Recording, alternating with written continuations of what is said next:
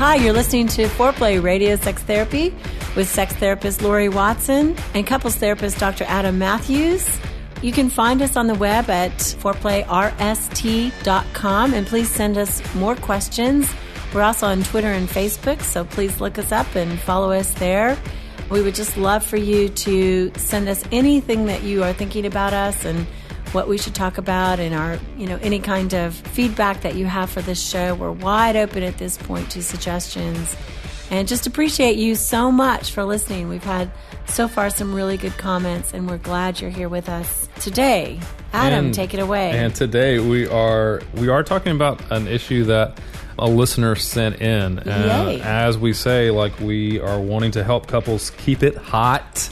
Yeah. Hot is the key word there. That's our thing. And so we are looking at he's dealing with an issue that I think is pretty common for a lot of people. Okay. And I think that's what makes it a great conversation today. So let me just read it to you, and you can tell us where we're gonna go with this, Lori. And thank you, listeners, so much for writing in. We appreciate that. He wants to know about being satisfied with an imperfect sex life. He says, I think that my wife is really trying to go from being basically sexless, thanks to birth control, to being more into sex, but still lacking in libido, thanks to breastfeeding. And he mentions that the podcast is being really helpful. But he says that he thinks he could stand to learn how to be satisfied with how their relationship is changing and improving. Okay. And so I think that is, Lori, something that I hear a lot in couples, is when they either have different libidos or they have different desires in sex. Right. How can they still be satisfied? How can they still keep it hot when their desires are different? Sure. And I would say, nearly the number one problem in couples is the desire discrepancy. One person wants more and one person wants better, maybe sex, than the other person is willing to do or have, and the other person seems to want less of it and has low libido. Yeah, so in that, what do you feel like are the issues there to start off with? What are the complications that come when couples? I think some of it can be very may sound very obvious what the complications may be, but maybe there are some that don't readily present themselves when you think about having a partner that has a different sex drive than you do. I think that in this couple, there are some things that pop out for me in terms of things I would be addressing if they were in my room. And maybe for me, it seems obvious, but maybe not to the rest of people, and maybe not when you're, in the forest, right? I'm looking at the trees from a bird's eye view, hopefully, and to be helpful. But when you're in it, it just, it's kind of dreadful. If you want sex a lot more than your partner does, that's just it feels like such a difficult problem and a no-go problem. Yeah. Well, and I think that no-go, and a timeless problem. It's always going to be this way. And that's something broke in the relationship. And I think it feels like, in some ways, like your relationship is ending. Yeah. Or that there's no... Or that's the only solution is to end the relationship, because this is something that either is or isn't. Yeah. And I don't think of it that way as a sex therapist, certainly. I think that desire is a shared quantity between a couple, that there are things that impact it, that are seasonal, that many people work it out and move through this. Sometimes, yes, it means, a discrepancy that cannot be resolved, and, the relationship does end. But I would say 90% of the time, there's a way through. And that's the good news. Yeah. There's a way through this. And I think that couples that I've seen really discount the season of life that they're in. This couple seems like they are in the midst of childbearing or beginning to have kids. Right. And that is a stressful season of life. It is so stressful. You're right. And I think that's one of the things that really affects desire. As I live through it. Tell us all about it. That's right. I'm not talking about myself here. Just get on the couch over there. Adam didn't write in. Yeah, I have a friend. Did your wife just have a baby, Adam? She did just have a baby. My friend. Did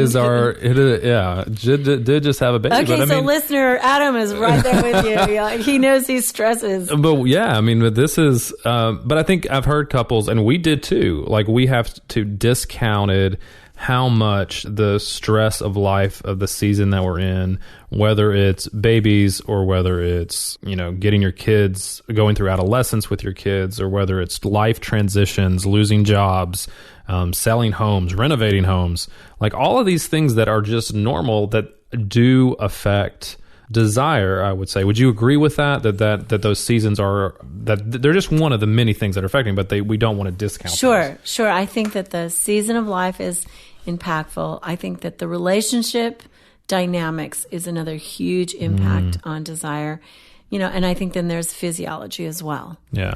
Certainly in this couple, it's male, female. Mm-hmm. So a woman by and large does have lower testosterone, which is what funds physiological desire. I mean, so many males come in and say, but I want her to want it. And it's like, okay, truly women come to the bed more willing and men come to the bed more wanting. And women, I mean, their desire often comes in secondary to arousal. So once they're in it and they're doing it, they're like, oh, I'm really glad I'm doing this. This feels so good. I do want this. I do have desire. And I realize that's kind of a flat start if you're coming to the bed, hot. Yeah. It's like, just having a partner who isn't hot. And I know that's hard. And I think one of the things, didn't he say something about how do I be satisfied with something that's not a high? Yeah. Wanting to be satisfied with where their relationship with is. And I would just say that for him to come into his relationship with that attitude, first of all, I think that's a great place to start. Of that he is recognizing, because a lot of people don't, he's recognizing that there are things that are going on with his wife that are affecting her desire, and he's not denying his desire to be satisfied with their sex life. He's not turning it off. Which is a solution people do take, and it's a bad solution. To withdraw. Like, so he's not withdrawing, and it doesn't sound like he's pouty and angry. He's really trying to find his way through this. Yeah, and I think that intention is key, is one of the keys to start there, because he's wanting for it to be satisfying to his wife and to be satisfied to him. Yes. And he's recognizing that she is not intentionally withholding from him. And I think he's not assuming anything bad about her intention. Yeah, it doesn't sound that way. And I think that for all of us, when we're in a conflict, that's so human, isn't it? It's so tempting to see our partner as the enemy. Oh, my goodness, as the one against us. Yes. And they're the devil. Right, and not to think about that, okay, maybe it isn't polarized. Maybe you have a whole nother world going on over there that I could understand, and that could help mend it. Yeah, absolutely. And I often have couples, when they're in that tug of war, I often stop them and say, okay, I want you to look at your partner's head. Do you see any horns? Yeah. Right? Look at their butt. Do you see any tails growing out of there? Yeah. Like, if you do not, then your spouse is not the devil. Yeah, right? And so, like, we have to get out of that, of thinking that when our partner has lower desire than we are, they are not broken. They are not intentionally withholding. They're not trying to hurt us. But if we get into that space, it becomes a lot harder for us to find a solution until we can say, they want good things for me. They want our sex life to be good. I want our sex life to be good. This is a problem that we can kind of figure out and kind of get through. Right. And I mean, okay, let's talk about this couple specifically. She's been pregnant, she's nursing, and there is a hormone called prolactin, which is the nursing hormone that produces milk. But it also lowers desire, and it makes the vaginal tissue thinner and drier. So sex, when she has it, she's not going to be as lubricated. It could be painful. I mean, this couple definitely, when they do have intercourse, is going to need to use lubrication. Yeah. And she may not be vocal about that. So many women, they hurt a little bit with sexual intercourse, and they just go, whatever. Let's get it over with. Let's just do it. They don't talk about it because they know it's going to be a downer. Whereas there's a fix, Yeah. There's a fix. Use good lubrication. Talk to your doctor about vaginal estrogen because it's not systemic. It won't hurt the breast milk. It won't hurt the woman. It's something that can restore vaginal tissue when she's nursing. So there is a fix. Yeah. And again, we talk about this all the time, Adam. Couples need to talk to each other about what they're going through and what they're feeling. And let each other know what's happening with them emotionally and let each other know what's happening with them physically. Yeah. And like you're saying, so that they can look at really simple solutions. The simple solutions may be the easiest. It may be that just using lubrication really helps things a lot. Right. In this and my situation. favorite, coconut oil, just for the record. We'll go through that again. That's good, right? I'm writing that down.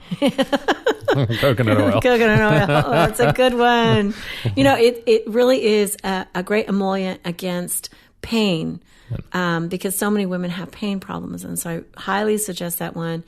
It's natural. It doesn't trap bacteria. You can use it. You can switch from intercourse to oral sex. It's very versatile. It smells good. It smells like the beach. I love that. It smells like the beach when we're all relaxed and hot and sexy anyway, So it's a good one. Yeah, and I think you mentioned another thing too that's important of really making sure you check in with your doctor.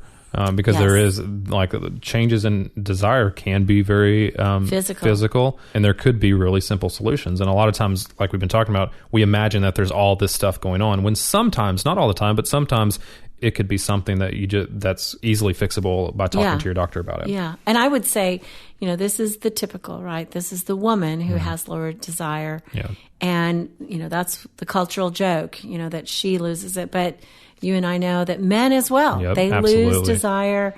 And certainly if there's a sudden drop in desire, or maybe, your partner says to you over the last couple of years, you don't seem to be approaching me as much. What's going on? And as a man, you think about it and you're like, yeah, I don't know. I don't seem to be thinking about sex as much. Go to your doctor. When a guy calls me and says, I have low libido, I don't let him come in without paperwork from his physician with his testosterone test. Yeah. And it has to be both serum testosterone, which is in your blood, and free testosterone, which is what's bioavailable and unbound that creates desire. So I want both values. Run, don't walk to your urologist. Get that done. I think one of the things that us as men have to get over is, and this is what I would want to say, is that it is common. Right now, in the ratio of couples that come in where one of the partners has less desire than the other, I would say that right now it leans more toward the men have less desire than the women.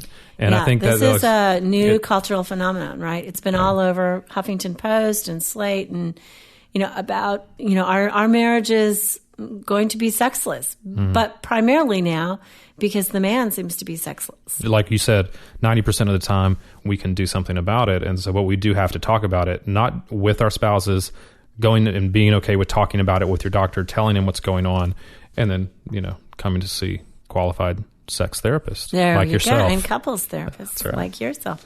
It was breastfeeding that he said. What was the other issue he brought up specifically? The other issue was just thanks to birth control. Birth control. You know what? Her sex drive. There is a big problem with birth control that goes unrecognized, in my opinion, by the medical community. I mean, so many women come in and they're like, I think he's attractive.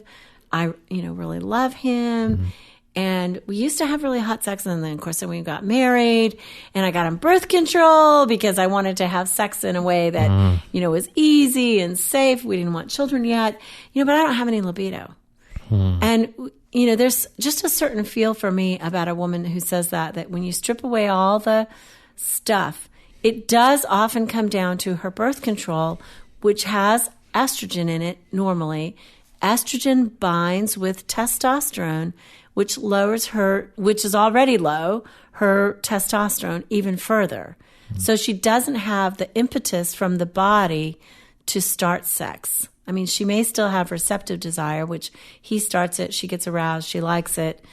But I think if you're a male and your partner never initiates, and, you have a need to, be found attractive, and you want a partner who comes to the bed sometimes hot, it's like that can be really discouraging. So I would say go back to your physician and say, if you don't want children right now and you're on birth control, what about an IUD? Which has a limited systemic effect, doesn't seem to impact desire really at all or bother that. So that might be one alternative. So just changing contraceptive. Sometimes that is the answer. Yeah. I would add too, just for make sure that people know, and I think there's some good information out there about that, but any medication that you're on, you need to be talking to your doctor about that. If you're experiencing this, is making sure that the medication that you're taking isn't one that is lowering your sex drive. Right. And that's a conversation you can have. And blood pressure meds, of course, wreck erections, right? Yeah, absolutely. Almost every blood pressure med, even the better ones, there are better ones, but they're going to change the hydraulics. Yeah. So definitely they're lowering blood pressure everywhere, and you need blood pressure to have an erection. And so many men in their 40s, once they have that tiny pot belly, their blood pressure goes up with all the stress and all that, and they're like, gosh, my erections are not what they used to be. So that's another problem. Definitely. Absolutely. So the physical, that's one that's super, not easy all the time, but you can at least explore that. What about just for them, there was one other thing that you said, the emotional component that's going on there. Exactly. Okay. So, they're right in the heart of an early marriage, which is when we're working out issues between each other of how close are we going to be and how much autonomy are we going to have? And this is the pursuer distancer kind of struggle. Yeah. One person often wants more closeness and connection and sex, and the other person seems to be more preoccupied, whether it's with the children or with their career or their own autonomous hobbies. They seem to be going away from the relationship. They get energy outside of the relationship, whereas one person needs it in. Heterosexual, there's often a little split on sex. She often wants more connection, home, hearth, feelings, talk. He's like all about the career, but he really wants closeness and love in bed. And she's not interested for whatever reason in that sphere to have the closeness there. And so this is how they split it up. He often feels the need for that to be vibrant, and it's maybe the emotional piece is not as vibrant for him. He doesn't need that as much. He doesn't need that to have sex. Yeah. And so, but she does. Yeah. And so they get in a big tussle about that. And it's right about, really honestly from about year 2 to year 7 is a super difficult time in marriage. Yeah. So that's really being negotiated between the two of them. It is. In a way. And sex can be caught right there. Yeah. And the hot sex that we want couples to be having can die because it's squashed in this power struggle. I would also say, just developmentally, there's some natural things going on for them. She probably is preoccupied with baby. Yeah. And what I tell my sons is, first 2 years, think of yourself as arms around the baby mother couple. Yeah. Because you need your baby to bond really well with mother, and mother is preoccupied. That doesn't mean that sex has to stop. Right. I'm committed to a full sexual life for couples all the way through. But there probably is a slowdown right then. And, fathers can feel left out, but in some ways they need to support. Fathers come more into play in terms of calling the child out into the bigger world about age 2.5, 3 at those years. But I would say, we don't want fathers to wait 3 years to have sex, right? Right. But 6 weeks sometimes is a little short, too, for mother's body to be recouped from the delivery and for her to just, have had a night's sleep. Yeah. There's patience needed. There especially is. at that time. Yeah. But, I think there can be workarounds, too. One thing is the woman usually doesn't have a night's sleep. Yeah. And if you do not have enough sleep, you're absolutely psychotic. Absolutely. 3 nights without sleep and you are crazy. And Yeah. sex can be the furthest thing from your mind if you're a woman nursing without sleep. So I get it. I get she's exhausted. And he may get it too. But does that make it easier? Because his body is telling him, I still need it. Yeah. I still need it. And what am I going to do about that? It could be, okay, how about, enough holding and cuddling? And he says, but I'm horny as heck. And how about you hold me while I masturbate, Yeah. while I jerk off. Yeah. Sorry to use the vernacular, Yeah, but I I mean, gotcha. I mean, at least he's feeling loved and connected. And I do get a lot of resistance from couples about this because they feel masturbation is such a solo act. Yeah. But this is not masturbation. This is a workaround. Yeah. I think that when couples are making love, whose hands are touching what part it's all relative. Yeah. It's one beast. Yeah. And so it isn't even considered in my mind masturbation anymore. It's like, okay, his hands are touching his parts for a while. That's still lovemaking. If she can lovingly say, I am exhausted, I don't have it in me, but let me hold you, and whisper something in your ear, about how I love you, how sexy you are, how attractive you are, how I wish I could be with you, and go for it, baby, go for it. Right. I mean, it's like that kind of sexy talk might be something she could muster up, while his hands are touching him, and at least he feels satisfied and connected instead of maybe what he feels like is a lonely alternative of the shower or porn and masturbation or whatever. Yeah, there's a mutuality there that I think is really important. And maybe we can come back after the break and really talk about this idea that I'm interested in hearing your thoughts about, is the idea that researchers have found about common motivation in marriage. And you touched on it a little bit earlier, that can seem a little flat, but when you each have the desire to work out this problem, and to figure it out, how then those things like masturbation can be a mutual experience, or there's other workarounds that you can explore that still gives you a satisfying sex life as you're being patient to kind of work through these times of life where desire may be lower. Yeah, okay. And, hey, it can be a season, and sex can come back, and it can still be hot, and we want to help you get there. Absolutely. So we'll be right back. This is Foreplay Radio Sex Therapy with sex therapist Lori Watson and couples therapist Dr. Adam Matthews. We'll be right back.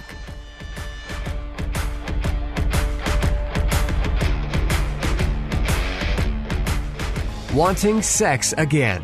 How to rediscover desire and heal a sexless marriage by certified sex therapist Lori Watson. Each chapter is designed to fix one of the problems that cause low libido, from early marriage through the childbearing years, even all the way through menopause. I've also had men read it and tell me that for them it was the most hopeful thing they read about resolving sexual problems. Look for Wanting Sex Again on Amazon.com. You can also talk to Lori Watson for therapy in person or via Skype. I offer couples counseling and sex therapy, and I think about both aspects of the relationship, emotional intimacy and sexual technique, and that combination together helps marriages be happy. Improve your sex and improve your relationship with Awakening Center for Couples and Intimacy. Find out more at awakenloveandsex.com and sign up for their next couples retreat weekend, hosted by Lori Watson. awakenloveandsex.com. Awaken what's possible.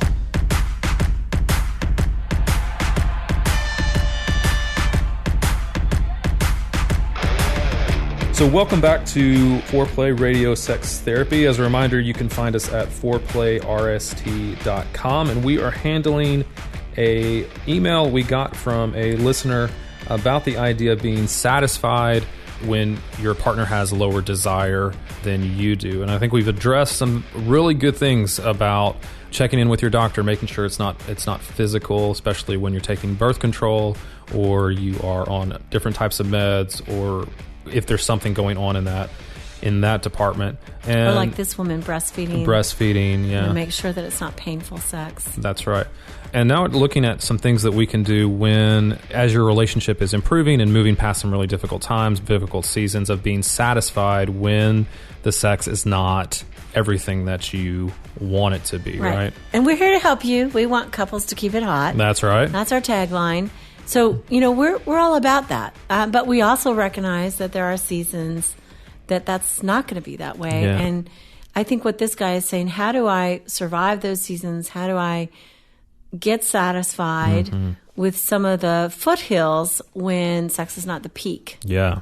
And I think first of all, I think our culture says that really healthy sex it's always peak to peak. Oh yeah. Every sexual experience should be hot. There's no valleys, and there's supposed to be valleys in your sex life, right? Yeah. And I mean, I had a patient, he'd been married 22 years, and he said, basically he knows that everybody has maintenance sex. But he said every once in a while, and his wife was there, very cute. And he said, I just ask her for long sex. Yeah. And he said she knows what I mean. And it's basically a 2-hour session.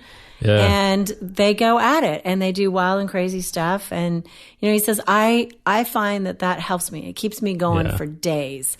I feel satisfied by that in a deep, deep way, kind of knowing that my sex life isn't just maintenance sex. I'm not just getting the kids to school and doing, going to work, but I have this really vibrant, exciting part of my life. So yeah. Well, I think that long sex, man, I think that there is a goodness with recognizing that gentleman's wisdom, that there are going to be times where one or both of your desires are low. And that's normal, that happens, that it's not peak to peak, that there are going to be some valleys. And so I am fascinated about this idea of common motivation, Lori, and I want to hear what you think about it. Okay. This idea that that there are times where we have to approach our partner where our desire may not be high, but we're not doing things that we're uncomfortable with, or we're not doing it just to do it. But there's a mutuality there that we're saying, my partner's needs are important. I know that my desire is low right now, but we're going to engage in sex anyway to begin to hopefully increase that desire, but also to satisfy my partner that this is a mutual problem that we're trying to solve, that it's not just my problem because my desire is low that I have to solve. It's not my partner's problem because they're bad because they want sex. Yeah, which I think men are often feeling for sure that they are bad, right? They have the beast inside. And often the accusation, it's so ugly, I think, that is flung is, you just want sex. All you think about is sex. All you don't want me. Is sex. You don't want me. Yeah. You don't care about me. You don't care about my needs. All you want is sex. If I gave you sex, then you'd be happy, and it'd be, oh my God, that argument is so prevalent. And I imagine as a male, so disheartening. Oh yeah. It's hard to hear that message in society that men are bad because they desire sex, especially in a partner relationship, and that does get thrown around, or that when seasons come, like a baby or other things that are stressful, that men should not want sex during those times, right? Right. that they they're should being rise insensitive. Above it. Yeah, and all those base carnal needs. That's right. That they should just power through, and that their desire, that we shouldn't recognize that the desire is still there. And I think that's really difficult. That's really damaging. It is. I agree. It's so damaging. And that doesn't mean he shouldn't be respectful of his wife, which I hear this listener is being very respectful of his wife. Sounds like, anyway. The respect should be there for her needs as well, but not denying that we may have just had a baby, but my need to have sex is still there. Respect that there are very different things going on. Yes. And finding a solution for those differences so that one person doesn't feel drowned, but the other person doesn't feel starved. Yes. This is a problematic thing in marriage that happens in different seasons. This is kind of the bedrock of my practice, I would say, trying to resolve this one. I think, too, it's the way men and women are pitted against each other that I find so painful. I would say, as a woman, I've had solid libido my whole life, and I'm so grateful for that. And I know that is not rare, and I, credit my mother and my upbringing and, and probably my chemistry and all kinds of things, but also I understand, and I think I resonate with this guy who says, but I really want it. And, I feel anxious about the idea of, if I give up that dream, or this is what I'm imagining him thinking, if I give up that dream of having hot sex, is that all I've got to look forward to in life? That would be disheartening. And it would make it could make him possibly withdraw from his wife, not just physically, but emotionally as well. And I think that's one of the things that we have to do to be able to be satisfied with an imperfect sex life, that we... and be satisfied through those seasons, that we don't withdraw, that we continue to talk about it and continue to talk to our partner about how to get through that. And I think this, I write married and still doing it on Psychology Today. Please read my blog. I'd love for you to read it. I'm also a WebMD blogger. But I would say that one of the criticisms I get is from the poly community. Well, just give it up, give up this commitment and just, love more people and you'll have great sex. And I think I understand the fantasy. First of all, I would question, do they all have great sex every time, just like they say? Yeah. And, sex with multiple people and love relationships with multiple people has multiple problems. Hello. I see these people. The fantasy of this is a way to solve problems. Maybe it is a way to solve the desire for sexual variety. But I think there's something really intrinsically human about wanting to be the unique in somebody else's eyes, about wanting to be really special. Absolutely. And be invested in with love and sexual desire from one person. That's my take. I know there's a lot out there that will argue with me, and we're going to get another mailbag of listeners who, argue with us about it. But maybe the people listening to us are the people who want somehow or another to keep it hot with their own committed partner. Yeah, and I think that what you mentioned before is earlier, it plays into effect there. Going elsewhere, you're saying that this is an unsolvable problem. That this is a problem that we're not going to be able to figure out together. And I think if a couple can move into the idea that the partner with the higher desire is going to be patient with the partner that has lower desire, and the partner with lower desire is going to still move into sexual experiences, even though the desire may be low, but doing it because he or she cares about their partner, and this is a mutual problem that they're trying to solve. Right. Love is a good motive. Yes, absolutely. Maybe desire is different, but love is a fine motive to want to solve this problem. We're married or we're committed, and that includes, for most of us, that includes a promise or an idea of fidelity and monogamy. And so how do we solve this problem? I would say the high desire partner, what I hear is, I feel trapped. I feel hogtied. You hold all the power because you get to say when and where and if. And I never get to say that. I mean, I don't ever get it as much as I want it. You always only get it as much as you want it because you're the stopper. Yeah, when they experience that, the high desire partner experiences rejection.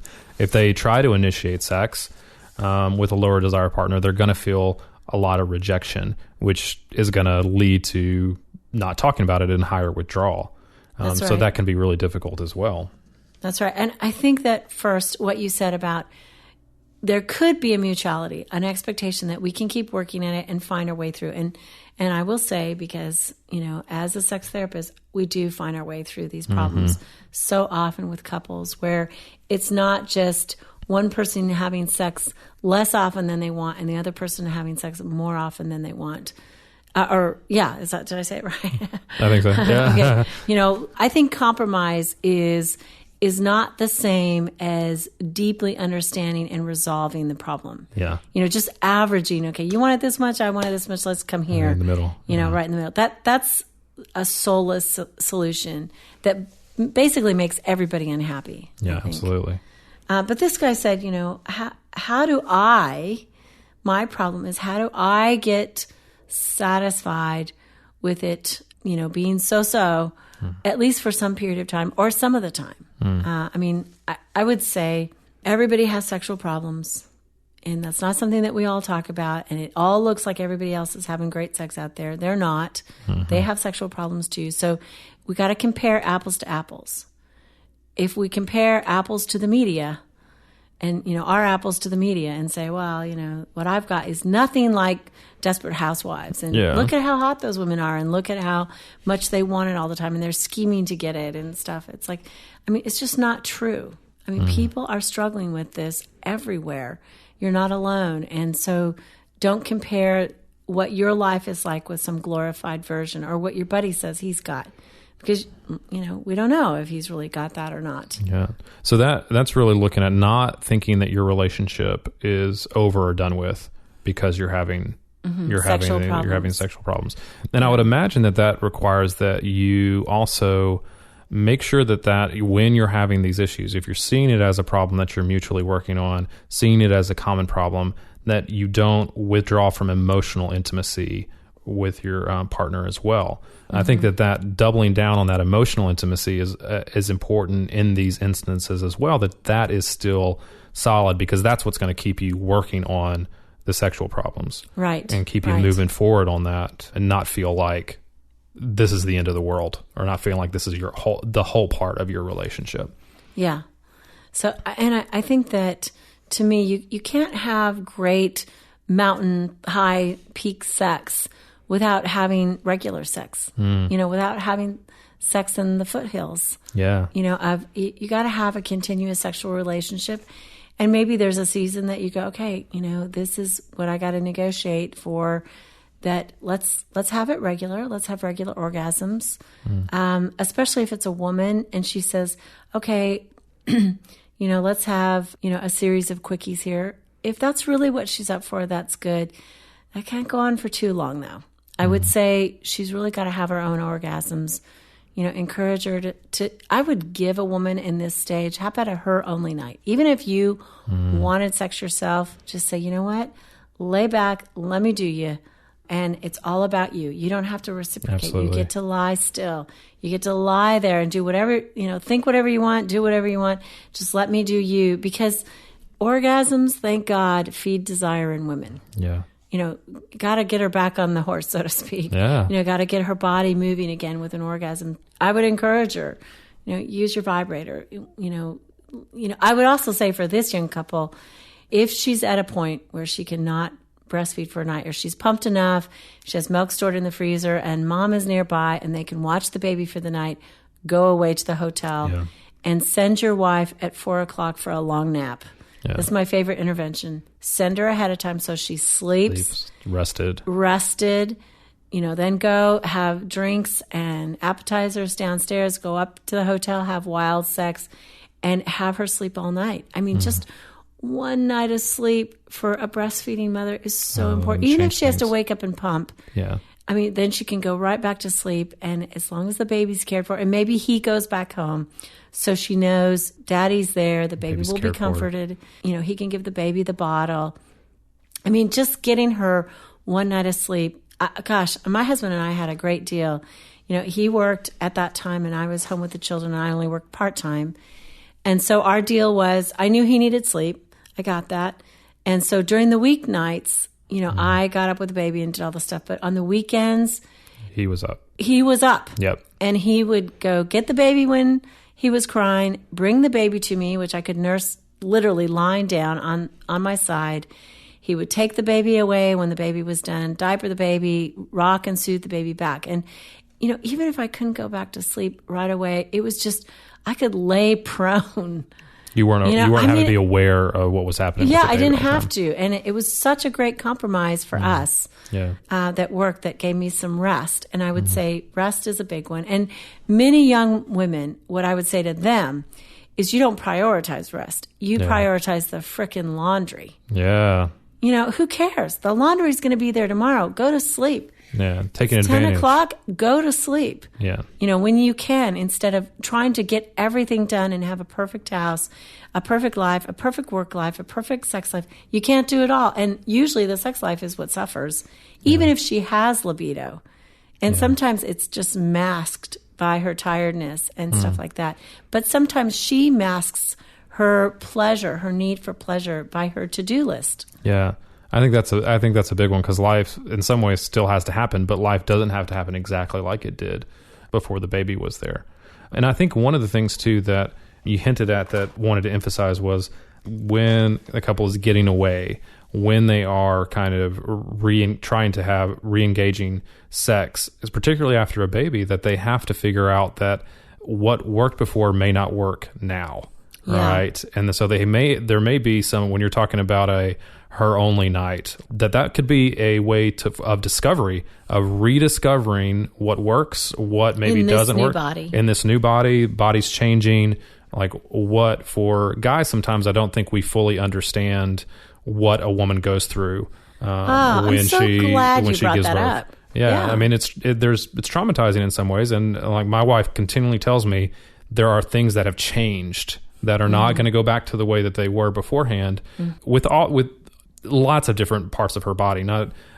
So like figuring out and rediscovering what feels good, what works, what leads to orgasm in this new body is going to be important. And that can be fun. That doesn't have to be it's work, but it doesn't have to be drudgery. It can be fun to rediscover those things. And I would say postpartum body, I think women turn away from sex so often because they don't feel fit enough, beautiful enough in the postpartum body. That is a huge, it's not libido. It's shame over the imperfect body now. Yeah. The body that has stretch marks from the baby, the body whose breasts are not as pert, the body who has a flabby stomach now. That there is a lot of shame. And I would say there's a lot of fear in men of, oh my gosh, sometimes my wife's body may never get back, or I may not be as attracted. And, I think women turn away for that reason, and men later on turn away for imperfect erections. Like their own concerns about their body. These are two sex killers that have nothing to do with intrinsic libido or intrinsic desire. And if we can get them past that, oftentimes the sex life can resolve better. Yeah, I like that sometimes gets confused. It gets confused as body's changing. Oh, that must mean you don't want me anymore. Yeah. Or that must mean that your drive to have sex is all of a sudden lowered. Right. And many times, while children seem to be the linchpin of desire problems, like, oh, now we're too busy. The kids came. She's preoccupied. There's so much to do. There's so many bills to pay, blah, blah, blah, blah, blah, blah, blah.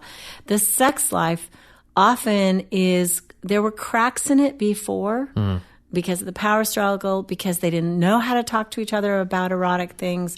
There are issues that happen that now that little crack becomes a cavern between them.